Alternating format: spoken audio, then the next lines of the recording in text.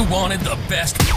You've got the best podcast. The hottest podcast in the world. The Chris Voss Show, the preeminent podcast with guests so smart you may experience serious brain bleed. Get ready. Strap yourself in. Keep your hands, arms, and legs inside the vehicle at all times, because you're about to go on a monster education roller coaster with your brain. Now, here's your host, Chris Voss. Hi, folks. Chris Voss here from the ChrisVossShow.com, the ChrisVossShow.com. Hey, we're coming here with an Nerdgate podcast. We certainly appreciate you guys tuning in.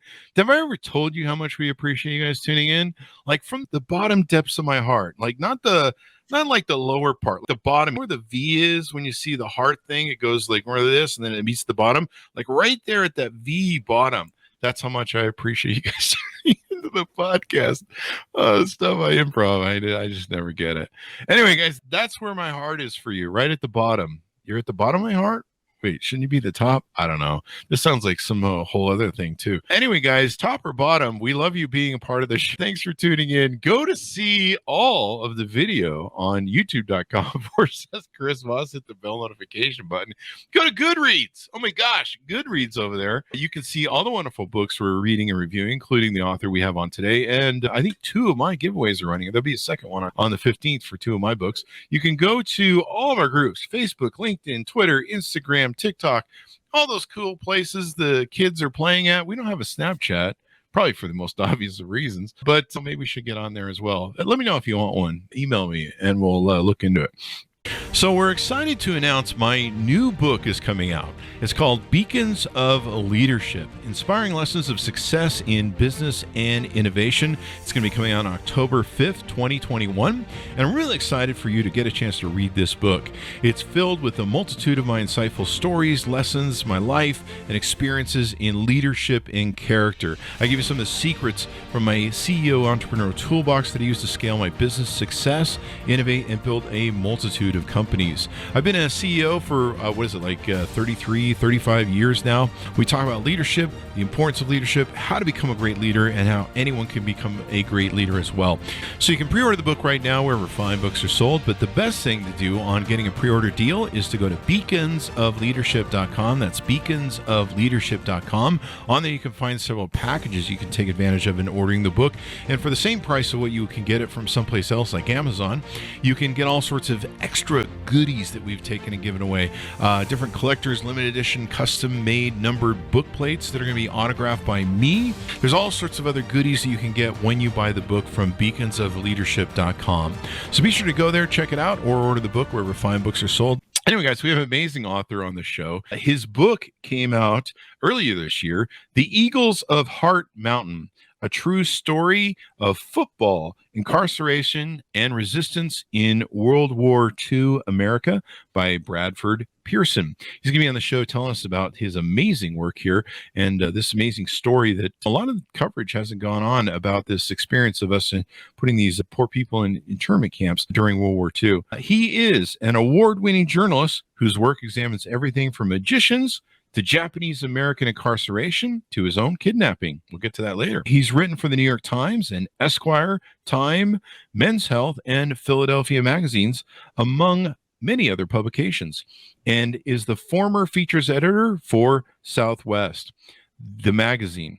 He is a recipient of the German Marshall Fund of the United States Marshall Memorial Fellowship, which took him to Europe to study media on the continent. He grew up in Hyde Park, New York, and now is in Philadelphia with his wife and 2 children. The Eagles of Heart Mountain is his first book. Welcome to the show, Bradford. How are you? I'm doing great. Thanks for having me today, Chris. I really appreciate it. Awesome. It's wonderful to have you on. I love your collection of books there in the background. Yeah, it makes me seem more scholarly than I really am. So I need to have a green screen of like books in the background. I've got you can take this. You can take this one if you want. Oh, can I steal it? As long as I show the corner one where your book is featured there, yeah, I can see what you're up to. Yeah. All right, there you go. So welcome to the show. Congratulations on the new book. Give us your plug so people can find you on those interwebs. Sure. So you can find me. I'm active on Twitter. My handle is Bradford Pearson, my first name and last name. Same on Instagram. My website is bradfordpearson.com. I update events there and different reviews, things like that. So this is a pretty interesting book. What motivated you want to write this book, or what brought you to the story? Yeah, so the Eagles of Heart Mountain is a story about the greatest high school football team in the history of the state of Wyoming, who just happened to be a group of incarcerated Japanese American teenagers during World War II.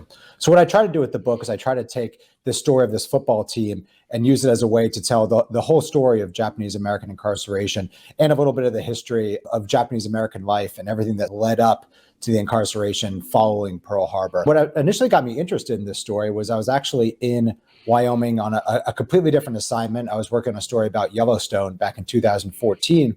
And while I was up there, I was able to stop into, there's a small museum in this corner of Wyoming where the Heart Mountain camp used to be. And I walked in pretty cocky, thinking that I had a decent handle on the history of what had happened in this time in America. And I walked out pretty flat embarrassed by how little I really knew about this history. And while I was in the museum, there's about 2 sentences on one of the displays that talked about the high school football team at the camp. And I won't go into too much detail because it gives away the end of the book, but those 2 sentences piqued my interest and made me think that I was like, Japanese Americans, football, there's this camp. I was like, how does all this come together? And I bet you there's an interesting story there. So I started, digging into it, researching it a little bit more. And I found some of the families of the players who were on the team, some players who were still living, and some families, widows, children, spouses, all kinds of stuff, and really just got cranking on all the research that went in. Definitely. This is one of those dark times in our history, and unfortunately, it doesn't get taught much in history books and everything else. I've heard more about it from George Takei and some other people that talked about it that were in the internment camps, and it was a horrible thing that we did. We destroyed people's lives. We destroyed their businesses, those who were running businesses, San Francisco, et cetera, et cetera. And I'll give you a foundation here. In the spring of 1942, we forced 120,000 Japanese Americans from their homes in California, Oregon, and Washington, Arizona, and sent them to incarceration camps across the West. That's just crazy. 14,000 of them landed in this Cody, Wyoming camp. Yeah, over the course of the war, about 14,000 passed through this camp. It ended up, as soon as the camp opened, it became the 3rd largest city in the state of Wyoming. Yeah, and these were Americans living behind barbed wire fences, facing racism, cruelty, and frozen winters. Life's been destroyed, had nothing except what they had in their hands. And I guess, what's the old saying? Hope springs eternal. Yeah. So these guys found hope in their camp. Yeah. So basically, when they opened the camp, when the federal government forced all these Japanese Americans off the West Coast and into camps across the West, the people who were in the camp, so these Japanese Americans, took it upon themselves to find ways to give themselves some sort of life back, to give themselves some sort of sense of normalcy. And a lot of times that meant doing things that helped the kids and teenagers in the camp. Because you're an adult, you're trying to take care of your family. But from a broader standpoint, they realized that there were these kids. There were tens of thousands of kids that got incarcerated too, including, unfortunately, there were some kids who were actually taken from orphanages if they were even partially Japanese American and sent to camps. Yeah. Imagine considering one of those kids being a threat to the security of the United States. It still boggles my mind. But then basically one of the first things that they did when they opened, especially at the Heart Mountain camp in Wyoming, was they built a baseball field and they built a football field. And those sort of served as this jumping off point for a lot of the other activities that gave some of the folks even a little bit of joy in those years of the camp. And it was baseball, football. Eventually they had a basketball team, softball leagues, sumo wrestling, kendo, judo. They had all of these things. And at a lot of the camps, everyone really rallied around sports and athletics as a way, again, to have some sort of sense of normalcy, despite the fact that they were in these tar paper barrack shacks that had been built in an hour. Snow and dust came through in the winter. In this part of Wyoming, you're thinking about the fact that in the summer it gets to 110, in the winter it gets to -30 with the wind chill. So you have these just terrible conditions. So they were really looking for any little bit of hope that they could. And this football team really gave the Heart Mountain camp. That's heartbreaking. And it's buried, of course. This is probably part of the critical race theory stuff that people need to study. Because as we've had a lot of authors on the shows over the years, it's amazing to me. Like, I learned a lot of stuff, and our authors have learned a lot of stuff because they've done the research. There's so many stories have been whitewashed and buried in history. They really expose the shame and ugliness of what white people have done across the history of this country for 450 years or something. What's special about this team, this Eagles team that you profile in the book? Yeah. So basically, when they show up, there's the very first day that they decide to have tryouts. So there's this coach there who was a coach out in Los Angeles, and he decides that we've had a baseball team in this camp. The kids are playing sports, but one thing that would be great if we could have a football team. If they had the football team, they'd be able to play other high schools from around Wyoming and Montana and really be able to prove themselves and who they are. So he puts out a call and says, hey, we're going to have tryouts. 40 kids show up. Only 3 of them have ever played high school football. Wow. So he goes, all right, how are we going to get this team? How are we going to use the skills that we have? So they basically started recruiting kids from all different sports. They started recruiting shortstops, decathletes, point guards, all these different guys who are quick and they could figure out how to use them in a football scheme. And then they created a scheme that sort of exploited the fact that they were smaller than their opponents, but also meant that they were faster. They didn't tire as easily. So they ended up basically running prototype early version of a spread offense, and that they moved the backs out of the field, lined them up on the line of scrimmage, and threw the ball a lot more. Remember, this is 1944, 1945 timeframe. Most football games at that point, you're trying to jam the ball through. Scores are 10-6, 7-6, 6-3, like very low scoring games. And some of the games that the Eagles put up 56-0, 21-0. They didn't get scored upon until the last game they ever played in the 2 seasons that the camp was open.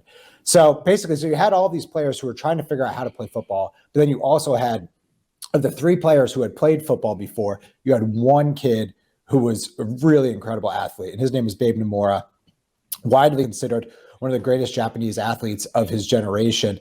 After the camp closed, he played JUCO ball and then went on to play at San Jose State and was a all Associated Press, all West Coast pick. Just an incredible athlete. During college, he got tryout offers from the NFL and Major League Baseball. He was great. So basically, the team leaned on him to say, hey, you got to be the driving force here, especially this first season. And so we can all sort of get our legs under us and figure out how to play football.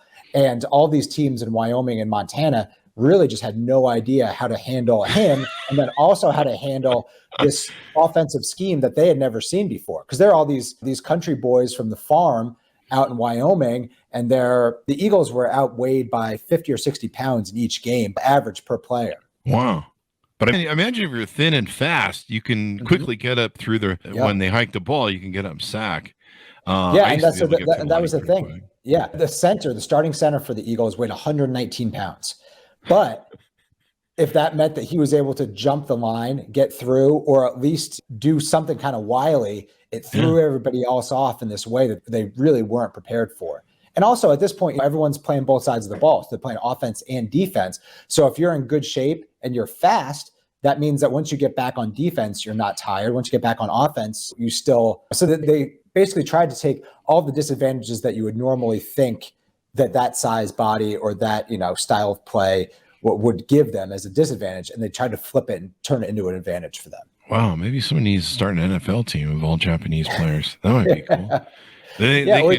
Basically just get a ton of slot receivers, line everybody up, get everybody fast, cross the middle, and they're doing that. A lot of sort of trick plays. They would switch in and out their quarterbacks a lot and switch them out and run them out to the line. They just did a lot of things that kind of kept their opponents on their heels. Somebody should have given this coach like an NFL thing. He ended up just going. He didn't even coach the second season. He ended up going and just working for the mail service at camp. Wow. How many seasons did they play for? So the camp was open for 3 falls. The first fall, they played an intramural within the camp. And then the next 2 years that the camp was open, they played teams from across Wyoming and southern Montana. Mm-hmm. Wow. And they just beat the pants off them. I don't know. Was it some of it the swagger of these backcountry boys who are just like, yeah, we can beat these guys, a little bit of racism, and then they're just surprised by their speed and agility? Yeah, so the first year, the camp had a hard time scheduling games because none of the teams' families or their towns wanted them to come play because all the games had to be played in the camp. So they would take kids from across the state and send those teams, and they show up and have to go through barbed wire and pass guns to play these football games. But then the second, nobody wanted to play them because they were afraid of losing to the Eagles. So you had teams that were pulling their games off the schedule. The nearby high school, which is called Cody High School, which is a fairly sizable town in Northwest Wyoming. They scrimmaged the Eagles at the beginning of the second season and had plans to play them that year, but then they lost the scrimmage 45-0 and then pulled the game off the schedule. And this is the closest high school to the camp, about 10 miles down the road. So you basically had, this combination of racism and just people coming in thinking they'd be able to beat this team, and then just being thoroughly demolished in every game, and then getting to the point where they were embarrassed to even try to think about playing them the next season too. Wow. What are some other stories you want to tease out about your adventures in the story in the book?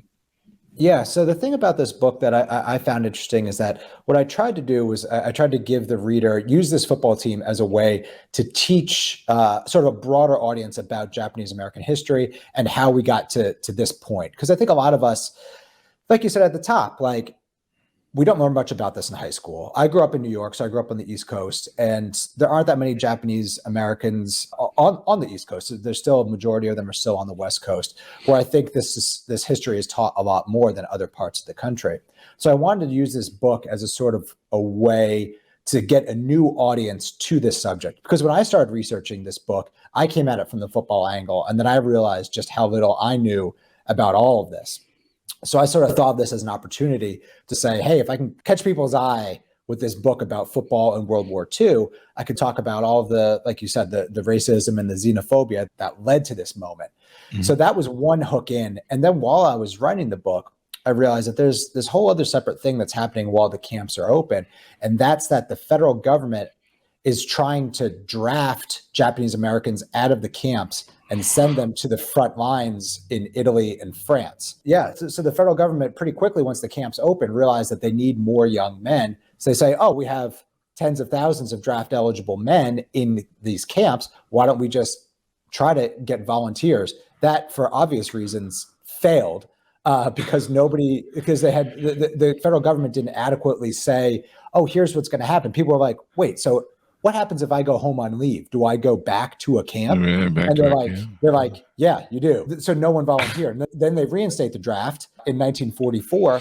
And then while this is all happening at Heart Mountain with the football team, as the football team is getting better and getting more and more people at their games, there were 5,000 people that would come out to these games. At the same time, there begins the largest draft resistance movement in World War II happening in these camps. So you have dozens of guys that are resisting their draft cards and saying, look, we're Americans, we're Japanese Americans, we're citizens. You force us into these camps. If you close the camps or you clarify our citizenship status, we will gladly fight. We support this war. We're Americans. We'll gladly fight. And the federal government didn't back down. So these 63 men in Heart Mountain, and then it spreads to all the other camps too, these 63 men end up getting charged and sent to federal penitentiary for resisting the draft. So that's all happening. The same kids who are on this high school football team are also having to make the decision for themselves, for their families, for their country, and for their whole community, really, what they're going to do. So they're going from, some of the kids are going right from practice to their draft physicals. Some of them are going from there to meetings about resisting the draft. So you have all these decisions that these teenagers are having to go through. And that was one of the things that really drew me to this story, was the sort of universality of, we've all been teenagers. We all understand what that's, but I can't imagine what it must have been like to be 15 years old, have your dad or mom tell you that you're going to be sent to a camp and have to stand there and say goodbye to all of your friends that just don't happen to be Japanese American, and then getting to this camp, and then your government telling you, oh yeah, some of you are also going to have to go fight the war that we don't think you're American enough to stay in your homes during. Yeah, but you can go die for us, for freedom and stuff. Mm-hmm. And a lot of young men did. A lot of young men volunteered or were drafted and fought in the 442nd Regiment, which was an all Japanese American regiment, who freed a lot of American prisoners and pinned down troops in northern Italy and France. And there's actually still a mural at the Pentagon honoring their bravery. And they just put out a U.S. stamp honoring that regiment too.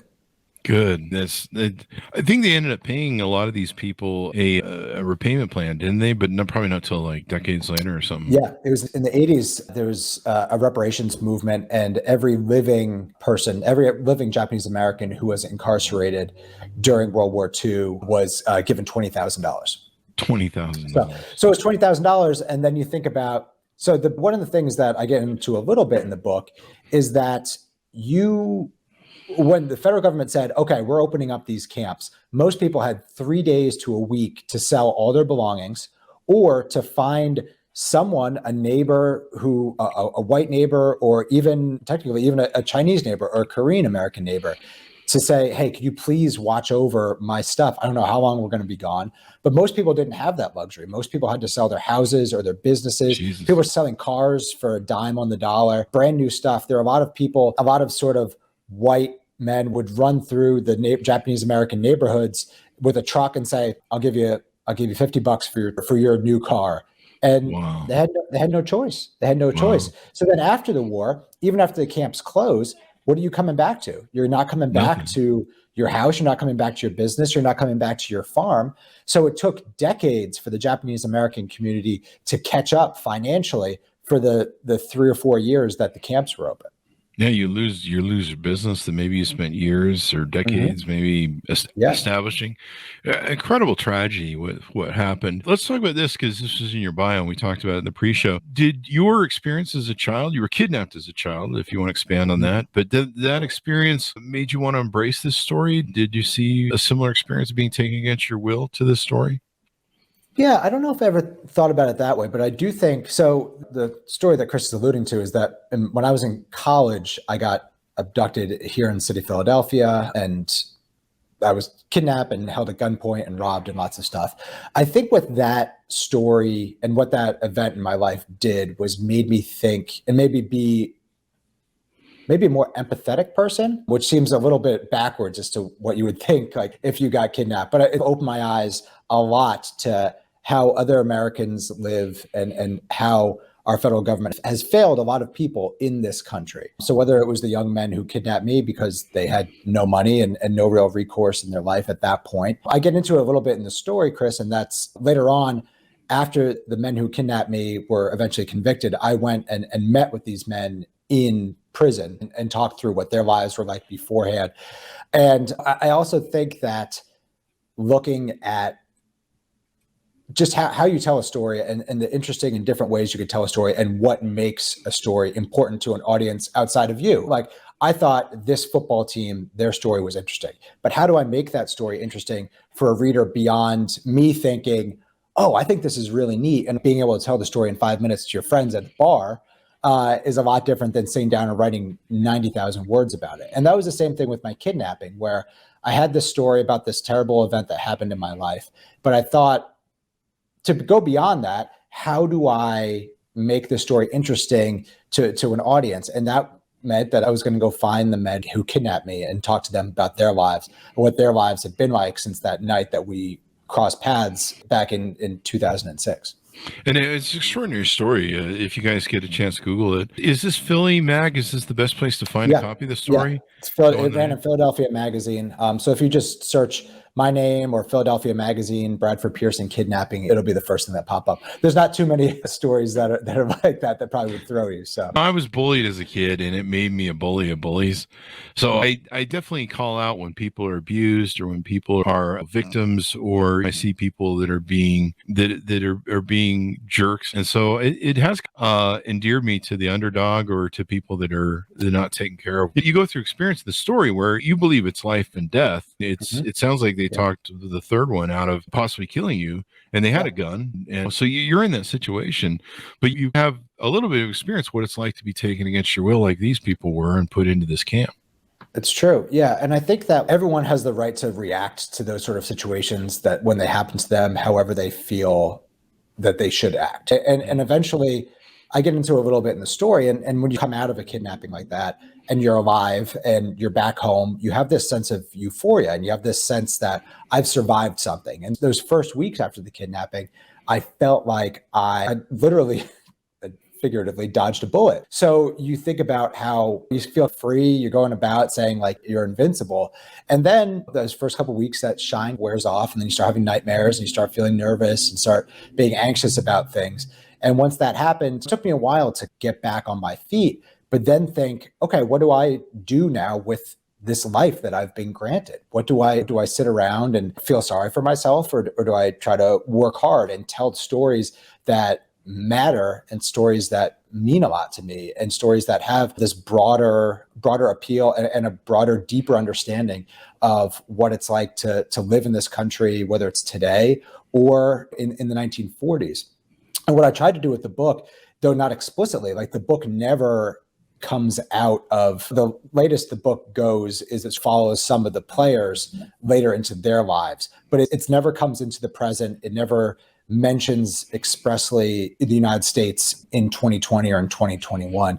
And I did that on purpose because what I wanted to try to do was show as many lessons throughout the book that could still be applied to today. There's so many people that come up to me after reading the book and say, there's so many times when I was reading this that I thought so little has changed in this country. And I always say, yeah, you're right. What part of the book made you think that? And their answers are always all over the board. There's always 5 or 6 different things that connects people to this moment.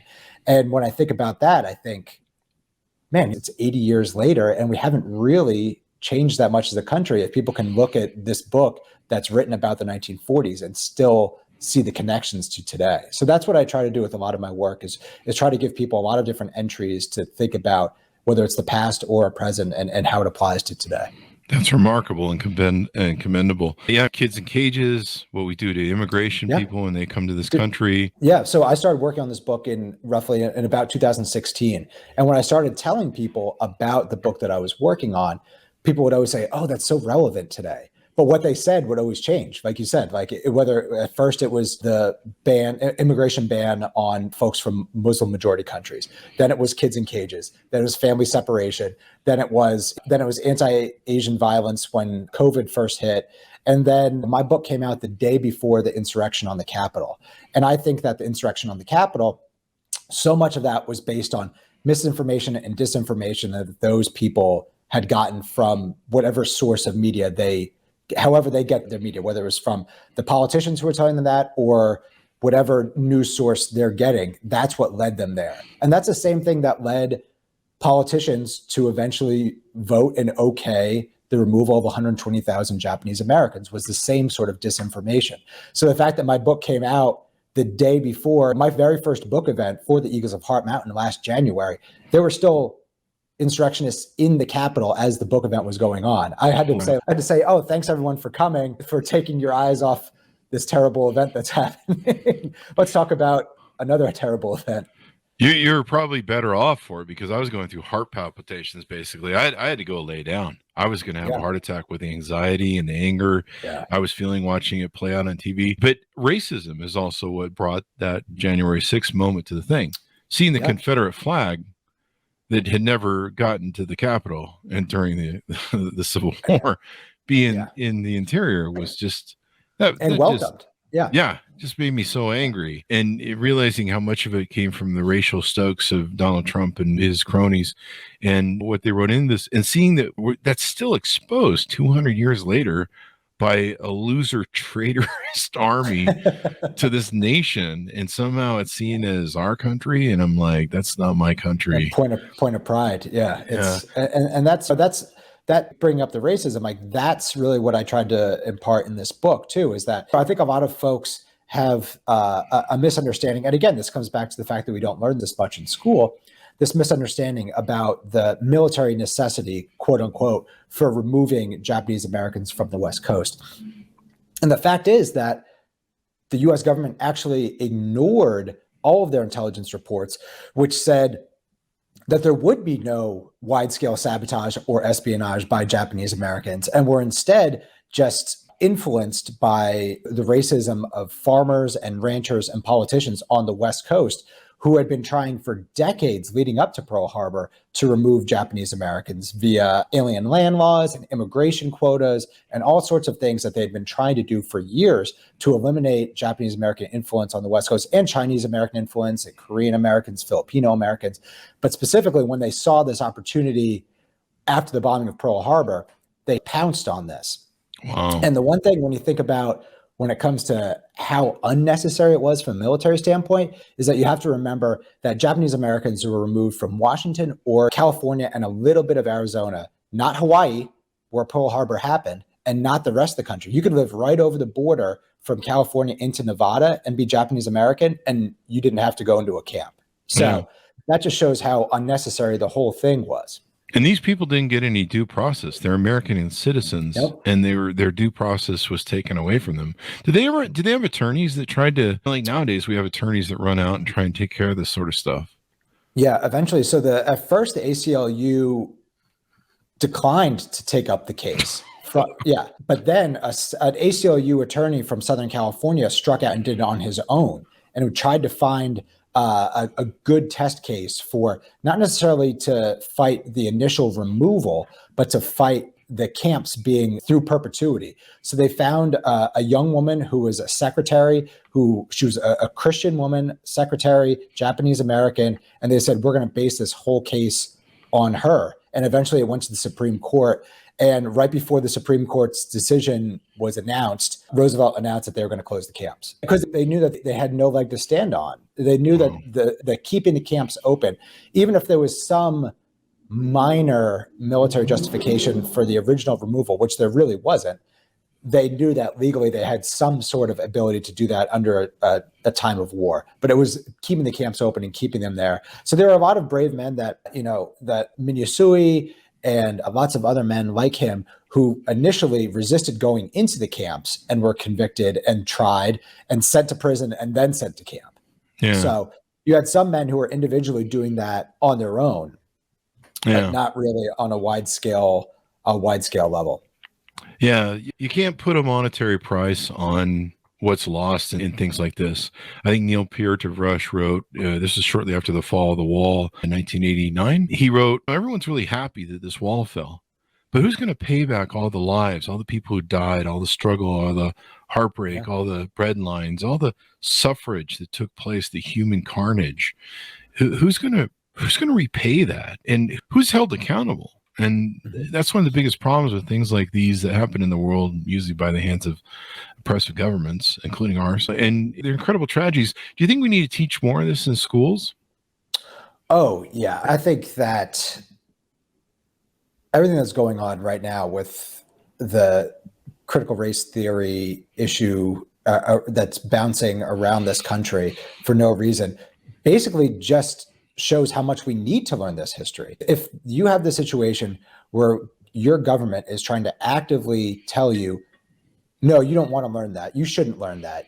Our children can't learn. That's the stuff that you need to be teaching kids. Those are the kinds of things that kids are smart, whether a kid is 5 or a kid is 18.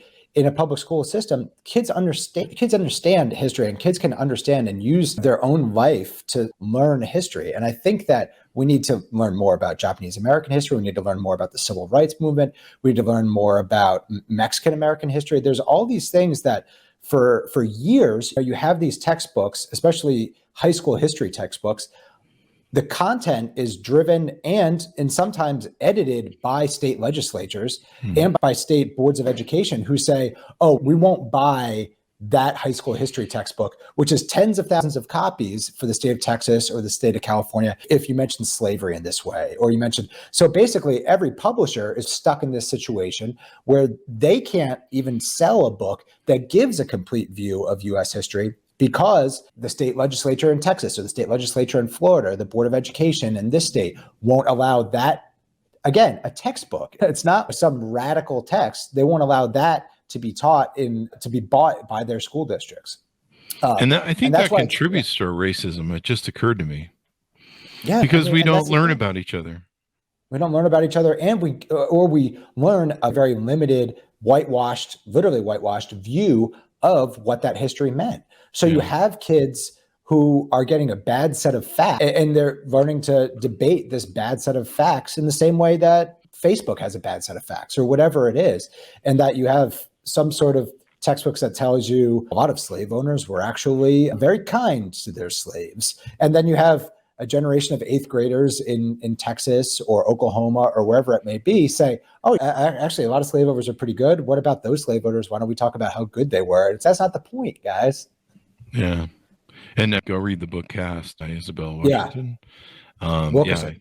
Wilkerson. It's just an extraordinary read, really hard to read. I had to stop every other page and almost sit and weep. It's a tough book to get through like actually physically get through because of how often you have to stop and put it down and be like, all right, I can't read that for another day. Yeah, the atrocities.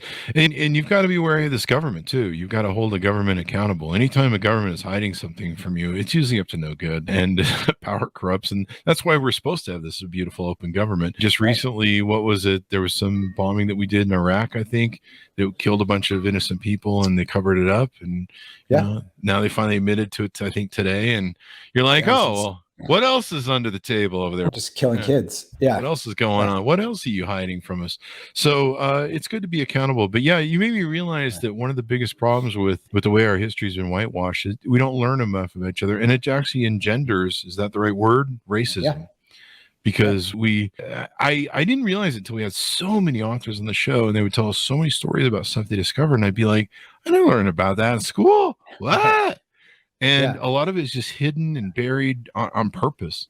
And it was like when the statues came up for all the Robert E. Lee statues and all that sort of stuff, I didn't understand what went on. I just thought, they put up some idiot put up some statues. I didn't understand the whole evil sort of thing that they did behind it and why it was done and when it was done. I thought they were. Yeah, exactly. The when is like always the most interesting in that story. And like you said, I think that by removing some of the more contentious parts of teaching U.S. history, we're not giving kids a full set of facts, but we're also teaching kids to not recognize, understand, and respect the differences in all of our lives, and how my upbringing is different than your upbringing, and where do we find that common ground, but also recognizing again that your experience is different than mine. Let's learn from each other as to what those experiences can do to make all of our lives better and have a better understanding of each other.